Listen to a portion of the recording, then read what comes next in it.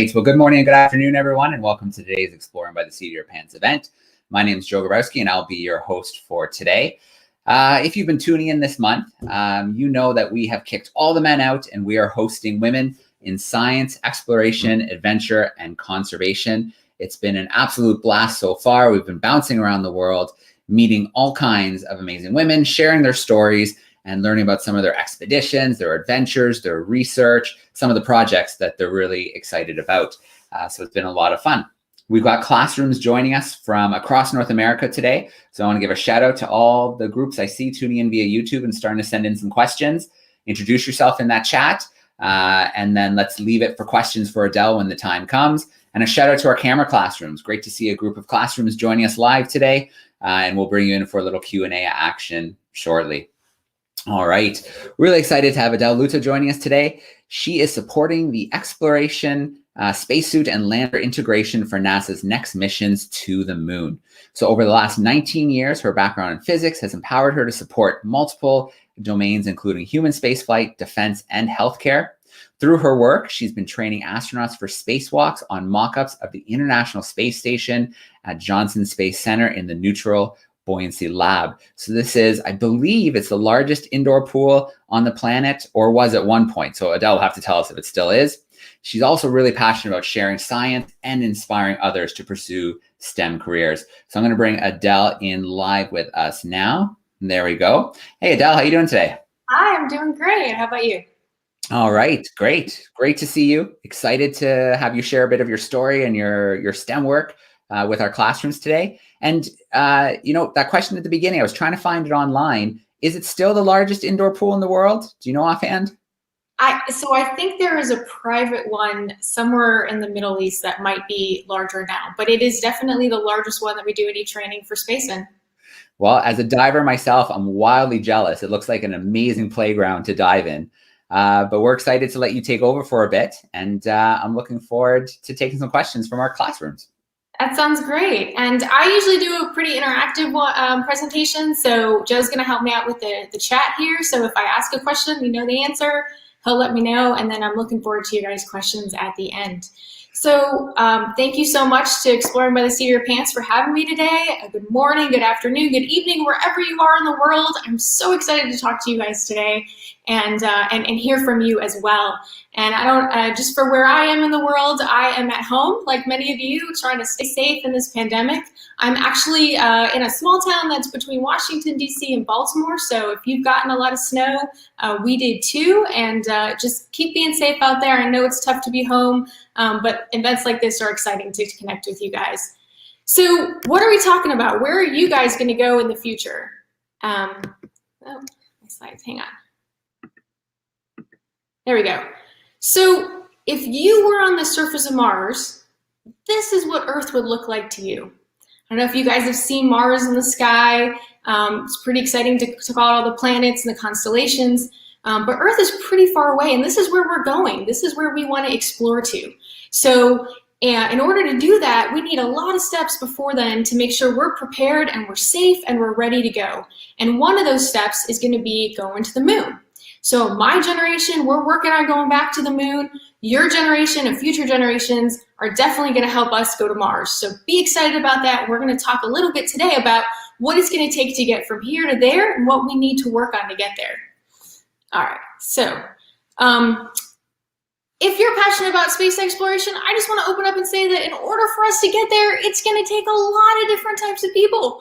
So it's not just scientists and engineers. We're going to need chefs to optimize the food on Mars. We need video and art designers. We need reporters to get it out there and share all the exploration stuff we're doing. We also need doctors to help us stay safe and grow and learn how to live on these other planets and the moon.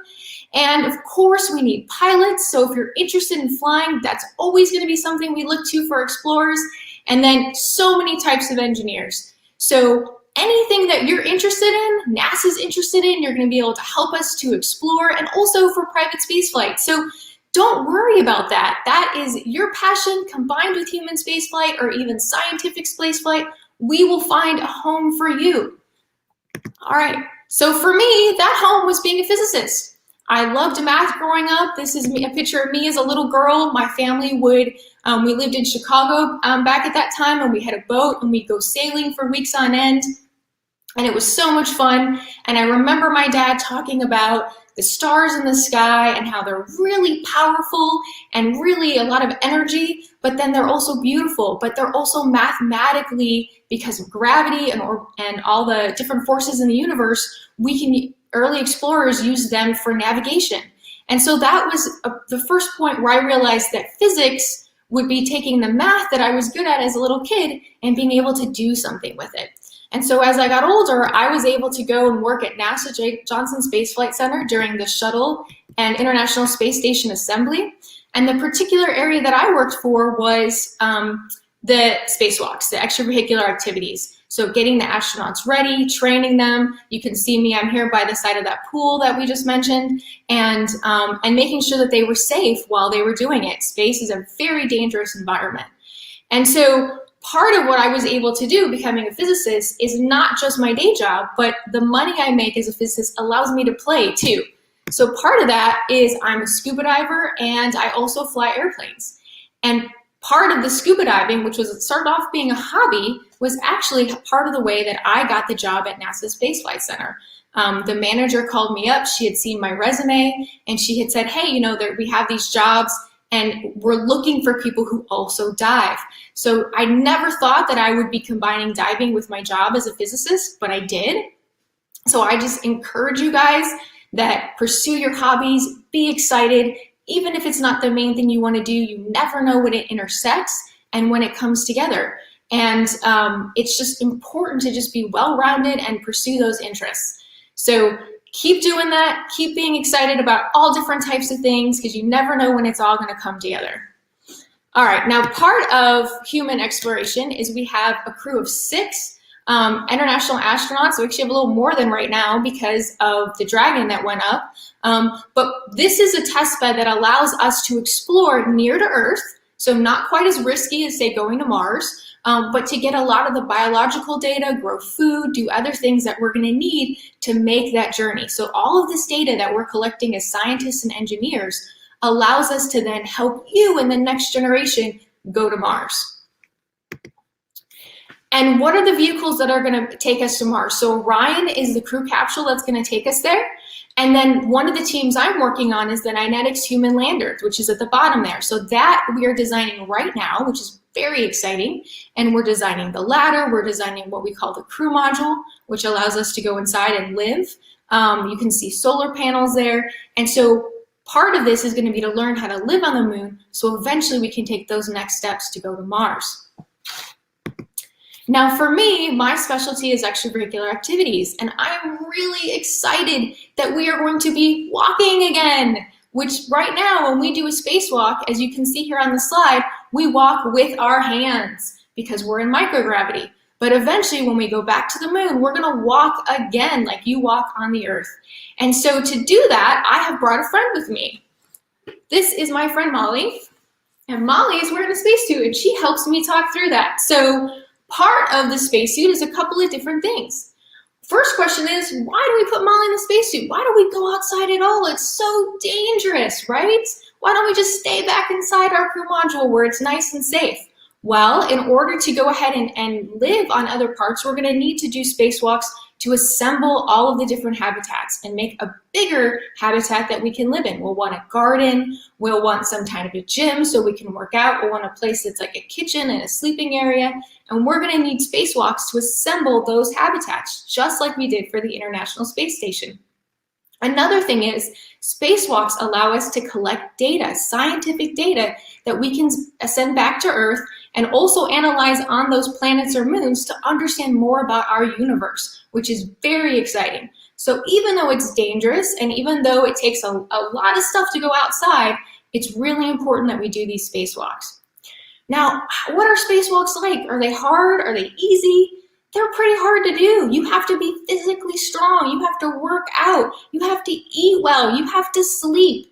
And so all the activities that you guys are doing now are really great because you're getting teamwork, you're getting strong, you're going outside, And that's what you want to do as kids, but that's also what you want to continue to do in high school, in college, and even as an adult if you want to go into space and do exploration.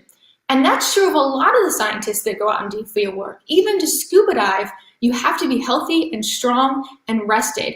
And so if you want to be an explorer, that's part of the equation, is being physically ready to do that exploration. And then for the future, what are those future spacesuits going to look like? And that's some of the stuff that we've been working on. So right now on the bottom of that corner, you can see a cutout of the arm. And that is all the different layers it takes for us to go outside, because spacewalks are cold and then they're hot. And then we have micrometeor that might be hitting and putting holes in the spacesuits. So we have many, many layers that we have to design. But there's always new technology. There's always new discoveries. And we're always getting better at designing these spacesuits for that very reason. All right, I'm going to go to the next one. So training. So here's the Neutral Buoyancy Laboratory. Super exciting place. And part of what we do is, just like in sports, we train harder than when we fly, so that hopefully you're stronger and faster and better when you get to do that spacewalk. And then here's a picture of me. This is me right here in that spacesuit. So I was very lucky. I got a chance as a trainer to go ahead and to get in a spacesuit and go under the water and learn how difficult it is to do those spacewalks, to help me with that training. And then we always go in twos. We always have buddies. So part of being a scientist, part of being an engineer and an explorer is that buddy system. You want to have a team of people that you work with to make sure that you stay safe and that you can do good science and you can do good engineering. So teamwork is incredibly important when we're doing exploration. Now, I was going to try to do a video, but I think this one, I'm going to keep this here so you guys can type this in later. It's really cool. It allows you to go under the pool in the water at the Neutral Buoyancy Laboratory and do a 360 camera view. So it's a little difficult to do in a presentation, but I wanted to share it with you guys so you can try it later. I'm going to actually show you a couple other videos. So what does EVAs mean for Mars? So it means that that spacesuit you see up in the right corner, goodbye, that's not going to work anymore. We're going to need to design better spacesuits. So maybe you guys in the chat can think about, what do you think we're going to need for Mars to make it a better spacesuit? Well, I'm going to show you a quick link here of the guys walking on the moon. Hey, Joe, let me know if this doesn't pop up. I think it will. So I'm going to just turn it off, but I want to show you that in the suits that we had back when we first went to the moon, their lower torso assembly, their pants, were not as good as the ones we're going to take forward to the moon this time. So you see how they're kind of bouncing around? They're going to continue to bounce around because of the way their suits were designed. And they fell over sometimes, but when we go back to the moon, we're going to have better suits. And those suits will allow us to walk around. Still 1/6 gravity, but it's going to allow us to walk around on the moon. So we need even better suits than that for Mars. So how are you going to help us with that? Well, if you guys know, you've seen The Martian. Oops, hang on one second. There we go. If you've guys seen this movie with Matt Damon, he had a pretty slick suit. It was really tight against his body and it wasn't very bulky, and he was able to kneel down and do a lot of different things. We're not quite there yet right now, but we could use your help with that. And when you go to college, you can actually specialize in spacesuit development if you want. So one of the things that's really great about this is all the work and the contributions we're going to need to get there. So we hope eventually to get to a suit that's as easy to move in as the one you saw on The Martian, but we're not there yet. So lots of work to be done. I want to show one last video if we have time. Otherwise, Joe, we can take questions. No, go ahead. Share the video. All right. Oh, wait, gotta find my cursor. Oh, I lost it. I can try and guide you. I can see it on my end. Can you see it? Did I lose it? Where is it? Yeah, you go up slowly, down a little bit more. Oh, no, see, I don't. That's funny. I can't see it at all. Hang on. Let's see. Oh, there we go. Let me just see if I can just. Yeah. Look at it. 1 second. Sorry, guys. There we go. Just got a little stuck. One of the many challenges that we face on our mission to Mars is how our brain will adapt to the changes in gravity. It could take up to 6 months to get there, but here's the problem. The more time you spend in space, the longer it takes your brain to readapt to gravity. So what does that mean? Landing on Mars after being weightless for 6 months, you have trouble walking straight. Your vision is affected. Poor eye-hand coordination. Motion sickness, dizziness, vomiting. Some people don't even want to move. Landing is one of the most critical aspects of the journey. So how will this impact our trip to Mars? First of all, landing on Mars will require good eye-hand coordination and perception. So, say you have a safe touchdown. But there's an emergency situation and you have to exit the vehicle. If you can't function, it could be a pretty dangerous situation. This is just one of the human challenges we'll face on a mission to Mars. We don't have all the answers yet, but we do have the key. The International Space Station. Every day aboard, we're learning more and more about how our bodies adapt to weightless environments and gravitational transitions. We're going to Mars. It won't be easy, but because of the research that we're doing today on the ground and aboard the International Space Station, we'll be ready. I like that video. It gets me really excited every time. So love sharing it with you guys. And I think this is the future where we're going. So I'm excited to see what you do and how you help us get there as well. So that's a little bit of the past of where we were on the moon, where we hope to eventually Greetings from get the there. International Space Station. I'm NASA flight engineer Mike Hopkins, along with my Expedition 64 crewmates Victor Glover, Shannon Walker, Soichi Noguchi, and Kate Rubens. In November... Sorry, guys. Just keeps playing. All right, almost there. Sneaky YouTube likes to get that next video in. I know. So I just want to end with a couple of things. I'd love to hear your comments. So try again. Part of it is that scientists and engineers are usually not successful on our first try. I have failed multiple experiments multiple times. You got to keep working at it. I was not very good the first time I went in the pool and tried to do a spacewalk in a flight suit, but I kept working at it. So don't give up. And a lot of times, you know, in the news, we hear this person's getting a Nobel Prize or this person made a paper or breakthrough. But those individual scientists and engineers, it was taking months, years, decades to make that breakthrough. So just keep in mind that the news doesn't always necessarily mean that you're hearing all of that hard work that's going behind the scenes. And you want to choose to learn from failure, and the only failure is giving up. So it's okay to fail. Keep working at it. That's part of the journey. It's part of the excitement.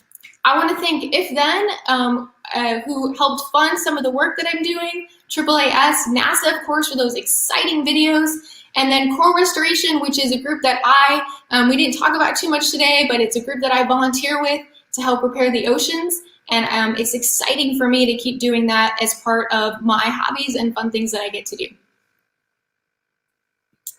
All right. All right, let's bring you back full screen. Awesome, Adele. Thank you so much for that great presentation. It's so cool right now. I mean, it's been so long since we went to the moon. It's really exciting now that there's, you know, a goal, a target a few years from now. And then this generation, these students right here, you know, may have a hand in getting the next people to Mars, or sorry, the first people to Mars, Very cool, very exciting. All right, well, we're going to start grabbing some questions, and I've got one in the YouTube chat right off the bat from Mrs. Mayoette's class, and they're curious about what is it that makes the pool such a good environment to practice for being in space? Oh, great question. So the pool allows us to replicate microgravity on Earth as close as possible before actually going up into space. So we're able to wait and float out the spacesuit so that the astronauts can actually move in the pool somewhat similarly to how they're going to move in space. All right, very cool. Let's start meeting some of our live classrooms. We're going to go to Winnipeg, Manitoba first. Mrs. Klein's group is joining us, some grade 5/6s. Let's bring them in. Hey, Winnipeg. Hi. Okay, well, we have really cold conditions here today that could come in handy if any of us decide to join your mission. We are at minus 39 today. So we have a couple of questions. if and when you are on Mars, will you feel homesick for the Earth? Will you want to come back here? Like, you want so badly to go there, but what are your feelings about this planet, basically?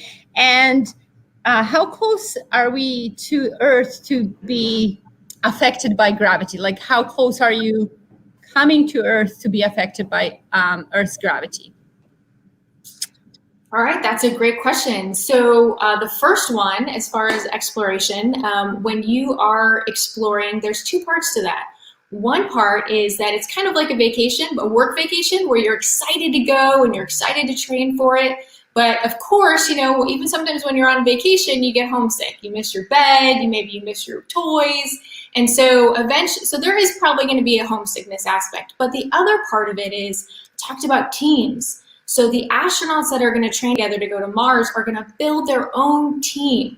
And that's going to help them maybe not miss their families quite as much when they're away from Earth. So it's really important that we build that team, and they're going to train that team before they go, so they have that support when they're on Mars as well. I'm trying to remember the second question. The second question, gravity. So gravity is always present. It just depends on how close or far away you are. The reason that the International Space Station, they're in microgravity, is because as they're moving, they're also falling. So they're continually falling down. And because they're moving and falling at the same time, they're in that microgravity, but they're actually still being pulled in by the Earth. So even when you're on Mars, there's still a slight gravitational force from the Earth, but you're closer to Mars. So because of that reason, you're going to feel Mars more.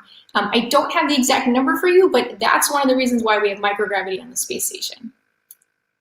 All right, very cool. Great answer. We've hosted lots of astronauts in the past, and they talk about that falling. And, you know, you're constantly in that state of free fall, giving you that feeling of microgravity. It must be pretty wild. I, for one, hope that one day I get to do the vomit comet, where you go up and down in the plane and it simulates that microgravity, even just for a few seconds. It'd be pretty wild. Okay, let's see here. Let's go to Glenview, Illinois. Miss Michael's got her crew joining her virtually, fourth graders. I'm going to bring her in. How we doing, Miss Michael? Good, good. I have a question from Jaya. She wanted to know what the space suits need to do for the astronauts besides provide oxygen. Great question. So we didn't have quite enough time to cover that. There's so many things to cover.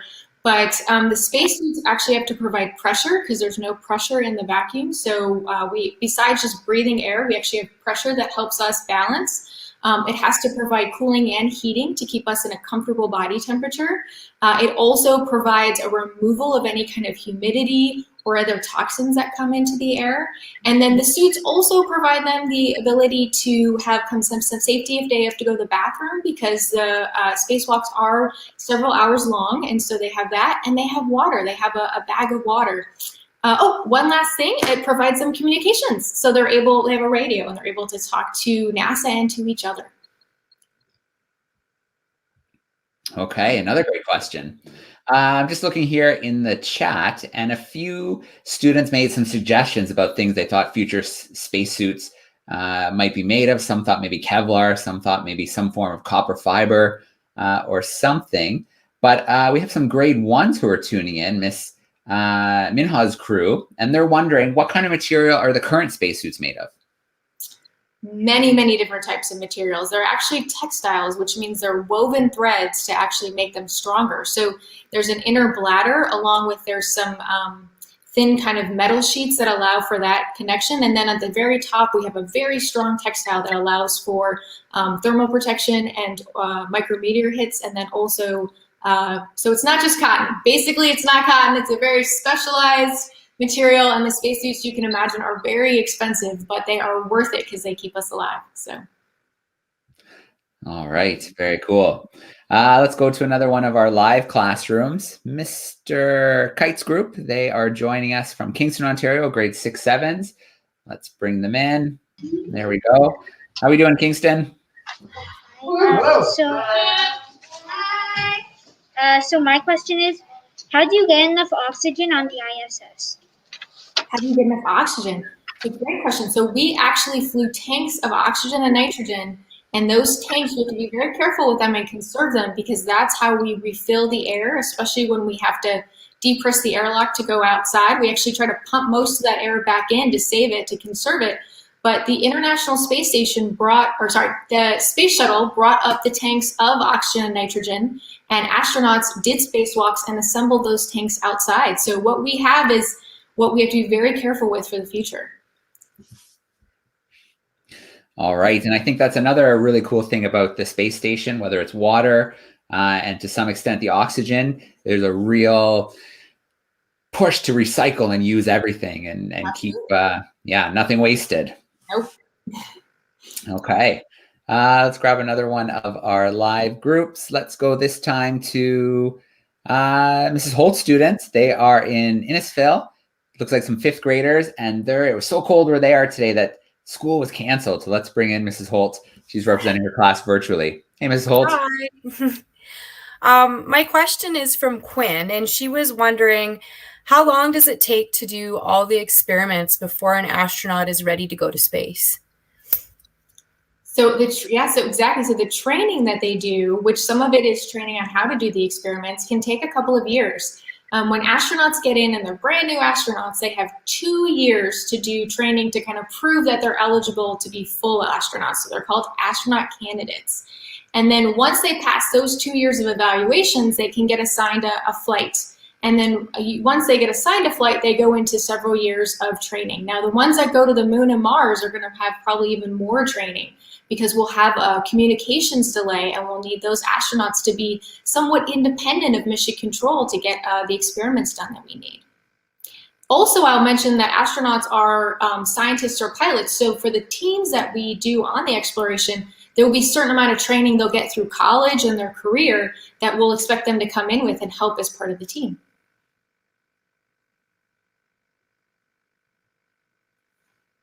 Oh, Joe, I can't hear you. There we go.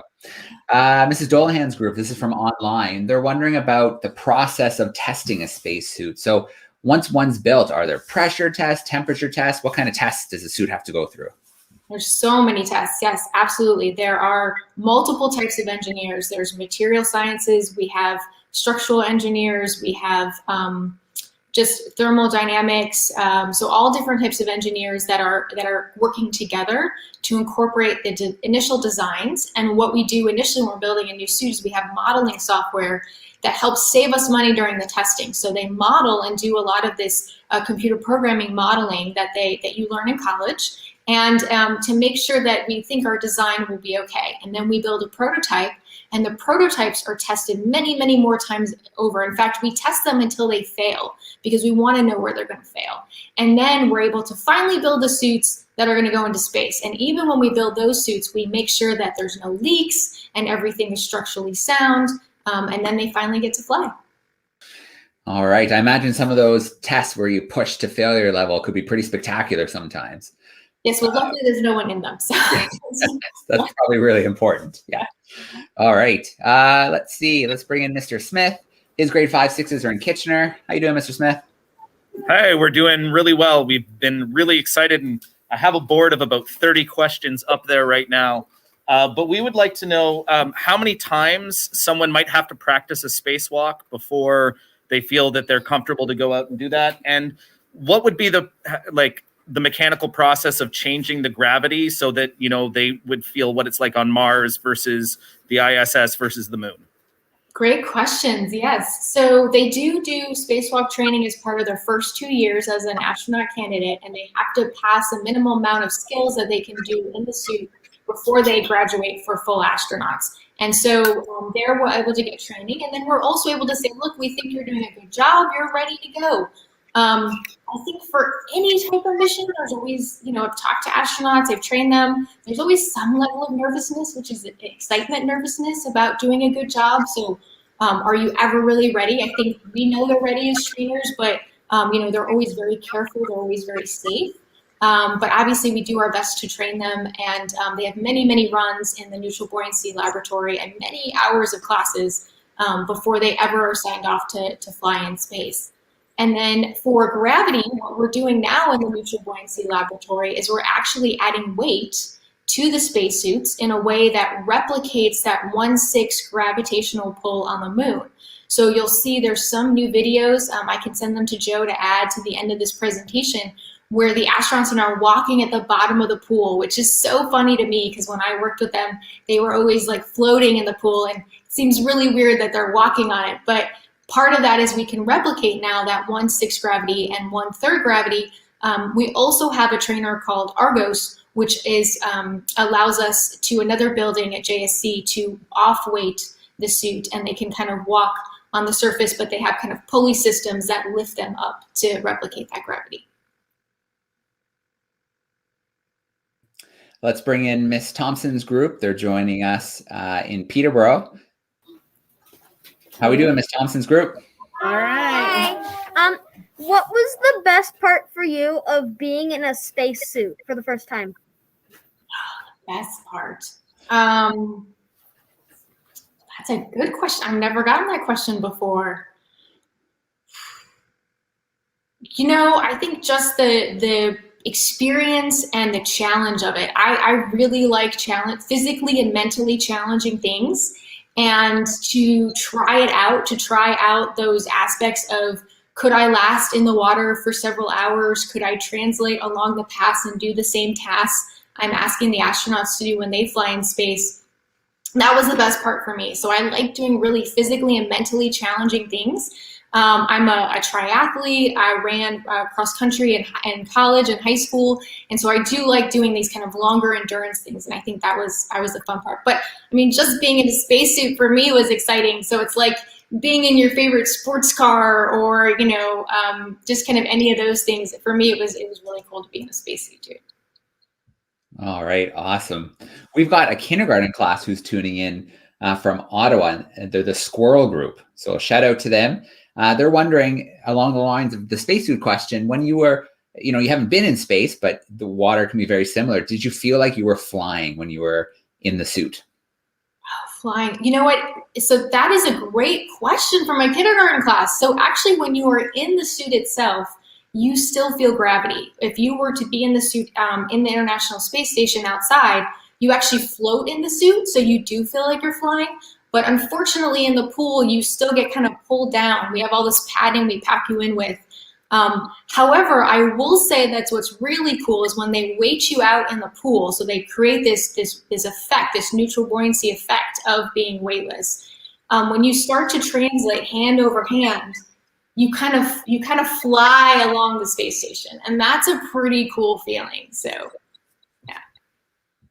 All right. Well, we still have some time, so I'm going to try and do a little lightning round and see how many classrooms we can visit who are live with us right now. So be on your toes, classrooms. I'm going to go in random order this time. Let's start with Miss Michael's group. Okay, so Dua, who sent you that video and wants to be an astronaut, wants to know what is your favorite planet, and James wants to know how the bathrooms work in a rocket ship. All right. Always my favorite planet, if I didn't have to wait to go there, would be Europa. That's actually a moon, and I would love to. It's an ocean moon, so it's a cold moon, kind of like Canada. So it has a solid layer of ice. So we actually have a hard time seeing underneath that ice with our scientific spacecraft. So for me, it would be really cool to combine my two loves. I would love to go into space, but then also go diving, go into like, a space ocean. That would be really cool. So I would love to go to Europa, although it's very far away. So even more so than the moon. So Mars. So it's going to probably not be my generation that goes unless we have a new breakthrough in physics. But, I think that would be just really exciting to go to. And for the bathroom, it's interesting because we're having to build a hybrid bathroom for the moon and Mars because there is some gravity, so it's not going to work the same way as the bathroom on the International Space Station, but it's not going to work the same way as your bathroom on Earth. So that's some of the engineers that we're working with to try to figure that out. How do we build a brand new bathroom? But in general, I would say that the key thing is making sure you have good aim, because we really want to make sure that everything is contained and everything's good, and that's another part of being really healthy too, and eating healthy foods is you want to make sure that you can go to your bathroom at times that are convenient. So, all right, Mr. Smith's group. Yeah, we'd love to know, why is it so important that we get to Mars? Well, I'm biased, but there's a couple of different reasons to go to Mars. One is that, we have very limited resources on this planet, and we are only becoming more and more as a species. And so if we want to continue to grow, one of the options is to grow beyond Earth. And in order to do that, we have to find new homes. And those new homes could be the Moon and Mars. Another reason is that as we move out into these other planets and these moons, we start to learn more about our universe from a scientific perspective and the history of the evolution of the planets and the solar systems. And so as we want to evolve further out, we need to understand where those new homes would be longer term. And part of understanding about Mars is to understand what happened to Mars in the past. And, what could we not necessarily observe remotely, but we can once we have people there. And so that's exciting. And the last reason I think really is to protect the Earth. So it sounds silly, but when we explore these other environments, as Joe was mentioning, we have the ability to conserve and build new technologies that allow us to come back to Earth and maybe not use those resources that are so precious on Earth that might run out one day. So I look at exploration as a way to potentially eventually heal the Earth and try to bring some of those technologies back that might allow us to maybe not get it back to where it used to be, but at least repair it a little bit from the damage we continue to do to it. Okay, that's an excellent point. I mean, if you after class, if you have some time today with your students, do a little search online and see some of the technology that has come from the space program. There's a lot of technology that has then been, modified and used in our everyday life. So I would definitely suggest checking that out. Mr. Kite's group.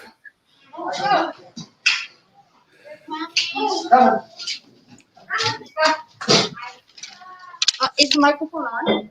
We're good. Yeah. Are people's bodies capable of regaining the bone mass lost while in space?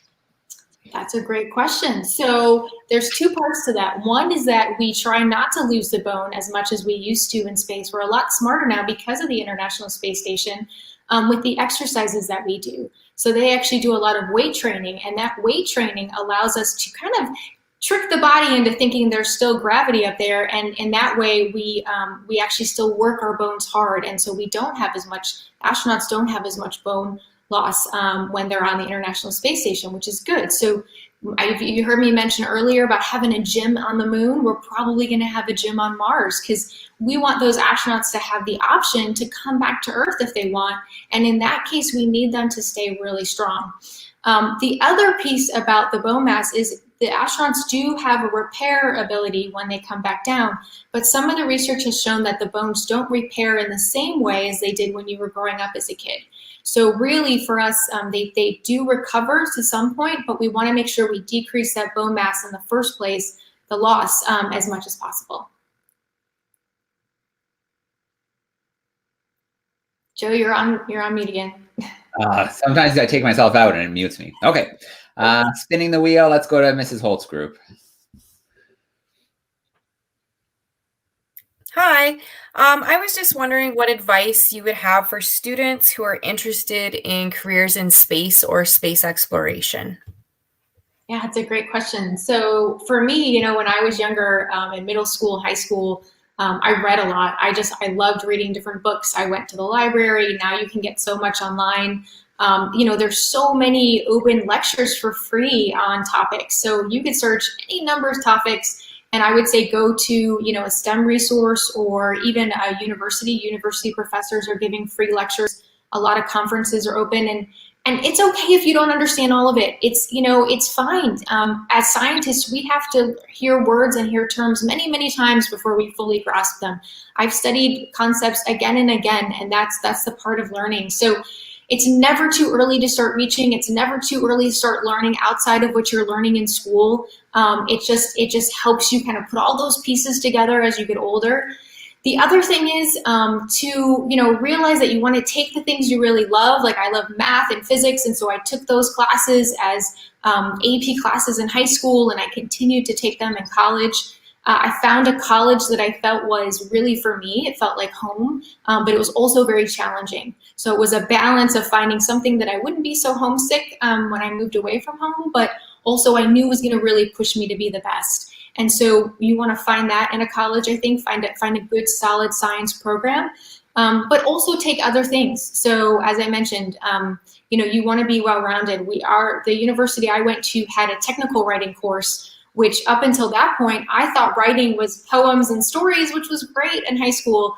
But I'm not very good at it. I'm not gonna win any poetry contests. But technical writing is still a form of English and writing, and we use it all the time as scientists and engineers. So, even the subjects you're not as good at, don't blow them off. Try to work at them, because really your career is about kind of that full curriculum you learn in school. All right, some great advice. We're going to take a trip to Winnipeg again.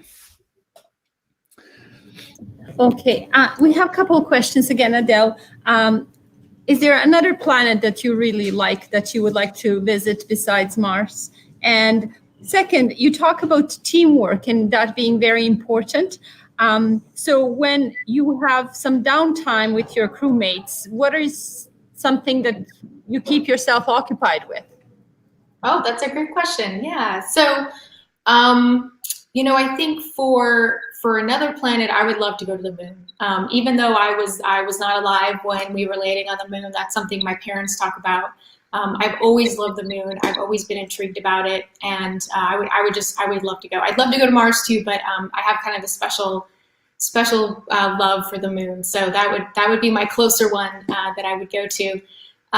For teamwork, I think it's important to have fun as well. Like you mentioned, like you want to do things together. So when I worked at NASA, we had a team of astronauts and flight controllers that all rode the MS-150, which is a road bike race that you ride over 2 days.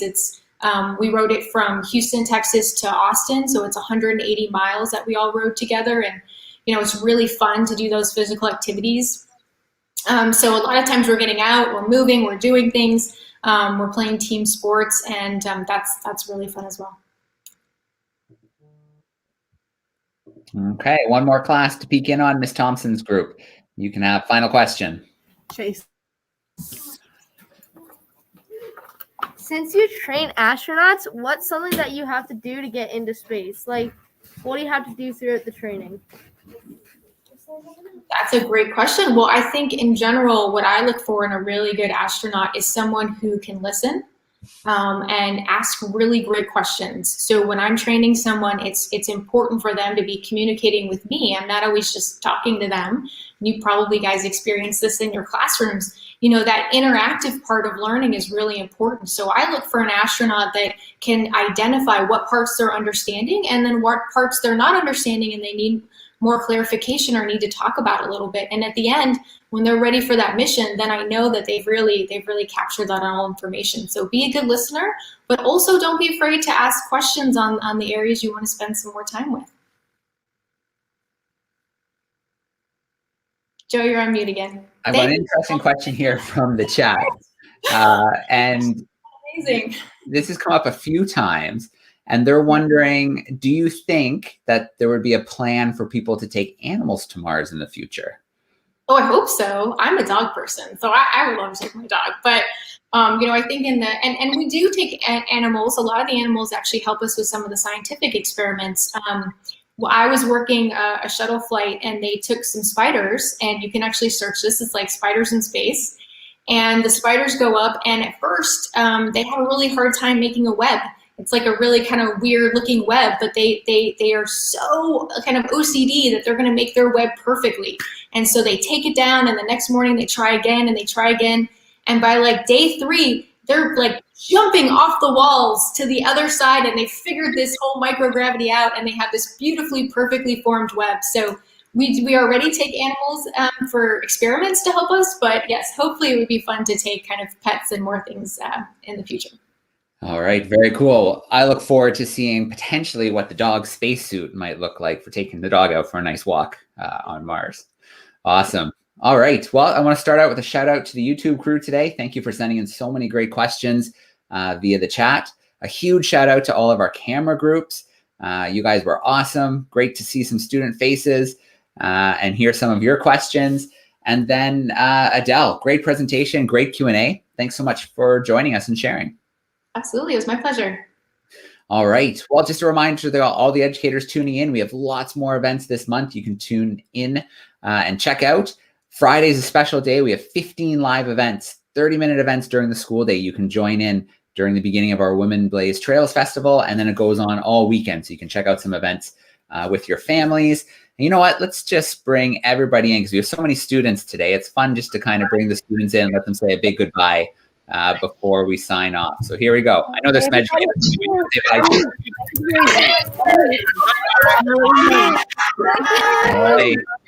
Thanks for tuning in, everyone. All right. We'll see you next time.